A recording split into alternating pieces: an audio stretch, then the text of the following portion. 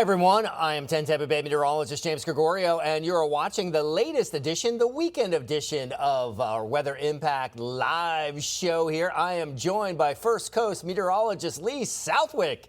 There she is, back. Lee, I feel like we haven't done this in a while. Great to see you again, and hopefully you were doing something fun if you weren't here. Or you guys have a bunch of weather impact great alerts, to see. right? Great to see you, though I can't see you. Katrina he's my amazing director and producer on our side of things here in the Jacksonville area. Katrina, could you please flip so where I could see? Yeah. Okay, I will see you guys very soon. But anyway, hi, But you happy can hear weekend. me. It has been a while since we've done this. Yeah, I can't wait till you can see me again because I've gotten much more handsome over the last few weeks. So, Wow. Well, I wish I could say the same for myself, but Yeah. Anyway, we digress. So, Lee, great to see you again. Glad you're joining us for the stream. Obviously, we got another shot of cold air, which is on the way. Yeah, it's just, one more shot, I think, and then at least here in the Tampa area, we're going to see temperatures climb back up into the mid-70s over the next few days, and we've got a warmer run. Woohoo, right? You guys have had some cold stuff, too, in the First Coast. Excited. Oh my goodness, it's been too cold. Unfortunately, so many plants died here. Like, it looks really sad when you drive around because it got so cold for so long that we weren't used to. And another problem that we're dealing with now here is we're excited about the warm up, but it's still so dry, and we have a lot of dead trees, like underbrush and stuff like that too, because of the freezes and how dry it's been. That unfortunately we have a big fire risk here. So that's our main concern now on the First Coast, our fire risk. What about you guys in the Tampa Bay area? Yeah, it's gotten drier. I mean, I'm sure you probably saw the drought monitor that came out on Thursday. So that area of extreme drought, while we're talking about it, I'll just punch it up. That area of extreme drought got, unfortunately, more extreme and bigger. So just bear with me for a second here. So I didn't quite expect to do this quickly, but hey, that's all good. We'll see where the conversation takes us. And that's what I love. I have it too, if we want to pull up my graphics. Yeah, you know what? Here, I just popped it up. So there we go. Okay. So there we go. Drought monitor, as per Thursday, has gotten worse. So you can see, I know what you're talking about. And it looks like, obviously the worst of it is a little further inland from you, Lee. More so, out to the west, that pocket of extreme drought. And then we also have that pocket just south of the Bay Area. And then a third pocket, well, that's actually all the same pocket, that runs almost from north coastal Georgia, further southward as well, and south and westward all the way, closer to Panama City. And unfortunately, that does clip parts of our area, like Ware and Pierce County in Georgia. It clips parts of them. And then Columbia, Union, Bradford, Baker counties, even a little bit into Putnam here, which is like our coverage area in Jacksonville, all part of those areas that are under the extreme drought. And we saw it expand on Thursday. And so the concern is, of course, it's just going to continue to expand because here locally, our next chance of rain is next Thursday at only 10%. Right. Yeah, we have like a 20% chance on Friday. But for the most part, it's going to be a gorgeous week. So as I've been saying, if we're not going to get the rain, at least, give us all the full-on sunshine and some gorgeous conditions. But what we don't want, obviously, as you were saying, with the dead plants, trees, things of that nature, all those fuels for the fire, literally. And if you get gusty winds, really low humidity, and you have all those ground fuels which are available, that is not a good combination. And unfortunately here, it's breezy today. We've already had a lot of wildfires this week pop up across the First Coast. Had visibility issues so bad in a place here called Interlochen that school was canceled. A lane of I-10 was shut down due to another fire that started. There's a big one up in Hilliard in Nassau County. And so that's just our concern again today now that we have dried out. Because we had a bit of rain early or Thursday into Friday, but Wednesday to Thursday, but it wasn't enough to really be beneficial here. It kind of helped some of that fire risk on Thursday, but now it's just gone up as of yesterday. And then today we're back at that real high fire risk here across the First Coast because it's drying out, lots of sunshine, and it's breezy. And so we know that's when it can, even something like a grilling out, we have the Super Bowl coming up tomorrow. People might be grilling out for that. And I just beg you to use caution, because any sort of loose ember or flame that could just blow away could create a big issue. And you can see that here when we take a look around the First Coast. Blue skies, it's beautiful. It is beautiful. If you're getting outside today, you're good to go. Just please make sure that you aren't causing any sparks, or you're very careful with your cigarettes. Their temperatures today getting warmer too. Right now we're in the 50s. We're going to stay comfortably cool today. So maybe you're going out. It's a nice Saturday. I do encourage people to get outside. If you're golfing, again, be aware of the breeze. It is getting quite breezy out there, but there's temperatures comfortably cool in the 60s. Here's a look at our highs today. If you're staying around the beaches, we could see those high temperatures stay in the upper 50s to right near 60 degrees. But then if you work your way inland, the middle 60s, lots of sunshine. I mean, that's more comfortable, especially under the sunshine too. So that should feel pretty nice. But I do just have to show our relative humidity values and the fear that of the fire risk. So our fire danger does jump up this afternoon. Unfortunately, those relative humidity values get to around 30% inland. So mainly along and west of I-95, we kind of enter that critical range. And you know what? Since we've been talking about fire off the top. I started with it. Sorry, James, I just jumped into it because it's been top of mind here on the First Coast. So here's a look at today's fire risk. And then tomorrow, for the rest of our Sunday, or the rest of our weekend, I should say. Unfortunately, it's back critical. A few spots try to jump near extreme too. So here's a look at that fire danger over the next several days here in the Jacksonville area. And it stays close to critical over the weekend, and then near critical Monday and Tuesday. And Wednesday through Friday, it will stay elevated just because we do stay so dry. Here's a quick look, just zooming into the First Coast for our drought monitor, where you can see it does clip parts of our area under that extreme drought. And then, well, here's a whole lot of nothing. Rain coverage over the next 5 days. Goose eggs, James, every single day for the next 5 days. As I mentioned off the top of the show, we don't get a rain chance until Thursday at 10%. And then same here too. It's 20% on Friday. Right. Same thing for us. Yeah, we're about 20% on Friday, and we don't get it. I don't think we get anything on Thursday. So, it's super low. But yeah, the relative humidities for you guys, when you're getting down into that 20%, 30% range, and you're getting into those, danger levels for sure. Certainly very, very concerning. All right, so I'll roll through our forecast quickly here, and, not as much doom and gloomly here in the Bay Area. I think for the most part we are faring a little bit less critical. We do have a weather impact alert. We'll get to that for the cold temperatures heading our way tomorrow. But absolutely gorgeous here in the Tampa area right now. We're talking about sunny skies. St. Pete looks great at 64. Clearwater looking really good. Going up today, we might touch 70 inland, maybe areas like Wauchula and Sebring and Sarasota. Lakewood Ranch could hit 70. Right up against the bay, probably not. Downtown Tampa, St. Pete looking great. TPA looks awesome. Armature Works looks fantastic as well. All right, rolling through that futurecast as we head in towards the afternoon hours. Nothing to worry about here. We look great for the most part. Northerly wind at about 10. Temperatures hovering close to 70. There it is. By 2:40, 3 o'clock, we're close to 70.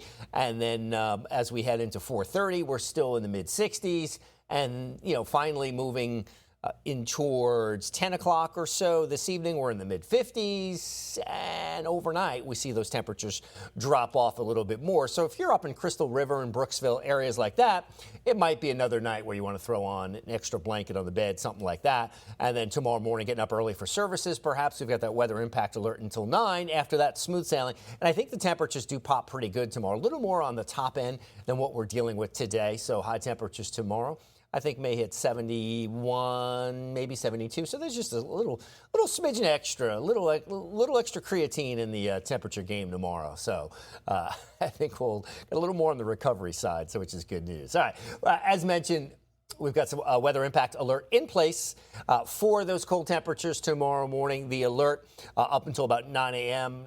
Temperatures will be near freezing, particularly up in the Nature Coast. So up in Brooksville, up in Crystal River, as we move into Citrus and Hernando counties, especially relevant and pertinent to you. Temperatures will be near freezing, patchy frost, although we've got cold weather shelters that have been open, staying opening, and also Hillsborough County is opening their warming shelter for tomorrow morning as well. So obviously you got to dress warm and maybe give yourself a little extra time if you're moving a little slower.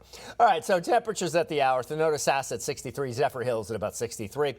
We expand that view. Sarasota already at 68. There it is, Arcadia at 70, the overperformer of the day. Arcadia 70 degrees. Gold star on the fridge for you. Hitting 70 already, and it's not even noontime. So, yeah, that early February sunshine, getting some oomph to it. So, liking that. Satellite and radar shot, the culprit for that reinforcing shot of cold air is, well, a cold front. So there it is, and bringing in that reinforcing shot of cooler air as well. So rain forecast looks like this. We do have an exercise caution criteria up on our waterways. So moderate chop on the bay, winds are northwest at 9 to about 10, seas running about 3 to 5 feet in the Gulf. So as mentioned, give yourself, well, you do want to be careful. Just be smart out there. Small craft advisory not in place yet, but you never know. That could always come up should the winds get a little gustier and a little breezier. So just be mindful of this. All right, so as Lee mentioned, expected rainfall, there it is. Goose eggs for us too. We do have a 20% chance as we head into Friday, but until then, things are quiet and sunny. We got a great looking week on the way, but this is the problem. Going over it again and zooming on in a little bit here. Bradenton, Sarasota, on over to Lake Placid. That's our extreme drought condition shaded in red, and we've got a big chunk of it, a big part of it, or a part of it, I should say, for Lee's area in the First Coast, for Metro Jacksonville, for the Jacksonville market, we call it, into Georgia, as well as some of that down in towards South Florida as well. All right, so if you're traveling across the U.S. today, it looks okay, or I should say tomorrow, that is. Syracuse, New York, -4 at 9 a.m. That's the actual air temperature. So that swath of cold air has really done a good job kind of sneaking in towards here. So, it's sort of, almost negatively kind of tilted and affecting more so folks in the Northeast. In New England, points to the south. So luckily they're playing the Super Bowl in California, so they're not dealing with any of this really cold stuff. But if you're traveling up towards Boston's Logan or into Syracuse or Buffalo or Rochester, Western New York, you're certainly going to be dealing with those frigid temperatures. Then as we move into Monday afternoon, gets a little bit better. We start to ease out, but Tuesday morning, Syracuse is at 0. Another little clipper system just moves over Lake Erie in Ontario there, and then we'll continue to move a little further northward into Vermont and New Hampshire, not really spilling further south.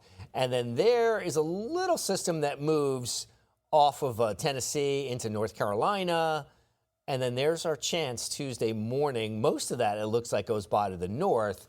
We just get clipped with a little bit of that energy zipping on by as well. So watching that pretty closely. And then as we head in towards Friday. All right, so let's bring Lee back in. You there, Lee? Hey. Hey, there you are. See me? There you go. Okay. Yeah, so we're going to talk Super Bowl. What do you think? All right. Let's do it. I mean, Super Bowl watch party for you guys. That looks nice. I like the 60s dipping down into the 50s. Yeah. For us, we are going to be dropping from the 50s down into the 40s. Oof. And while that seems like nice football weather overall, So earlier this week, when I was streaming with my coworker, meteorologist Ross Muma, and we were talking about, this would be great if you're grilling out. You got that big, nice outdoor TV set up, and you got the bonfire going. Sure. And then we were like, oh, wait, fire risk. Right, no bonfires. We don't recommend grilling. So instead, it's cold. So everyone just stay inside, bundle up, and enjoy the heat of the inside maybe the while you indoor watch the Super fireplace. Bowl instead. Right? Maybe the inside fireplace. It just, we've unfortunately here too had a couple of house fires. So I do want to, that just reminds me to warn people about the space heaters, especially if you're watching the game, you don't want to knock something over. And so please, everyone, just be so safe with these chilly weather temperatures. And you had mentioned your impact alert for cold weather tomorrow. I do want to mention here on the First Coast, we also do have cold weather alerts. We have a freeze warning and a freeze watch for some of our inland spots. We don't expect it to be a widespread freeze here across the First Coast, but just some of our far inland spots like Lake City, west, like right along and west of Jacksonville, we could have a light freeze tomorrow morning. But then getting to Super Bowl time, like you said, we're going to warm up into the middle 60s tomorrow, and then we'll be dropping through the 50s and 40s during the game. Yeah. Any favorites? Are you a Patriots or Seahawks fan? So this No, has I know been you're asked not. of me a Dumb lot, question. Dumb question. I know you're not. You know I'm not a what? Patriots or Seahawks fan, per se. I mean, Well, I know, right? I mean, you like the Jags. Right. I am a Jags fan, but who am I cheering for? Yes. I mean, So- yes. Maybe that should have been the question, I should say. Well, I think it's fair because I will say, if you look at my family, the family I just married into, they've lived in Boston. They are huge Patriots fans. Wow, so if I okay. want to keep the peace with my family, my new family, I need to cheer for the Patriots. But with that said, I have never cheered for the Patriots, and everything else removed, I would be cheering for the Seahawks. And you know what? I think they got better colors because I think we never get to wear green, so it'd be my excuse to wear green. Right. And I really like the city, so I think no matter what, I'm not going to lose because if the Patriots win, my family's happy. Yay. If the Seahawks win, I'm secretly happy. Yay. It's all good. Couple yays in there. Yeah, no doubt. So I want the Seahawks to win just because I grew up in the New York area. And of course, Boston was like, Boston. And New England was, one of the favorite hated teams. But I grew up sort of a Jets fan. And as you know, Sam Darnold was the Jets quarterback. The New York Jets have a tremendous history of ruining good young quarterbacks. That's what their Jets are really good at. So, having said that, I am so happy that Sam Darnold was able to overcome his time as a Jet and to see his journeyman career really take off and do really well. So therefore, I'm rooting for the Seahawks and Sam Darnold because that's nice of you. Wait, so because you said you are a Jets fan, right? Well, you're just mad at what they did to him. I was. So I'm happy that they didn't ruin him, but I'm so tired of the Jets just constantly not being able to get out of their own way. So I am renouncing my Jets fanship. And I was working in Philadelphia. I was working in Buffalo. Two franchises I do really like as well, but I'm going to have to go all in on the Bucks. Now, ironically, as I say that, the Bucks have the Jets' old coach, Todd Bowles. So the plot thickens. That's right. So that's right. So there is that. That is a little stumbling block for me in my fandom. So anyway, I just, as long as you're a Tampa Bay Buccaneer now, and that's great because you mentioned Buffalo. That's almost equivalent to a curse word here in Jacksonville now after the playoffs. And Eagles have way too many fans. So I'm going to give you a little. I like this. I'm going to give you a little insight. There's a slight little river of Buffalo, New York, that runs through us here at 10 Tampa Bay.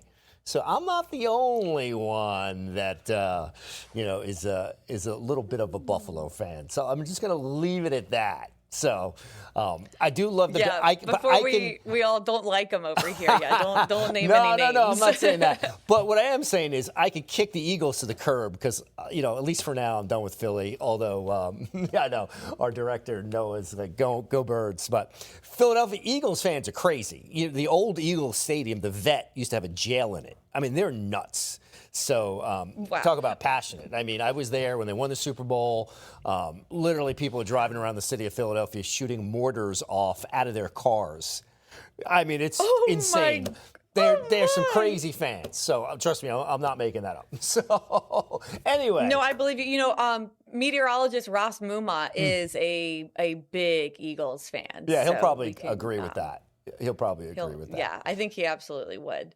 I appreciate the passion. you know. You never know where the weekend stream is going to go, right, Lee? So you'll get a little sports, you'll get a little, you get a lot of weather, and we'll get deep into the weeds. But before we get really deep into the weeds on kind of the upper air pattern, let's talk about some of the stuff that we've got going on, some of the events. So there's our Super Bowl watch party, 68 degrees here at 5 o'clock.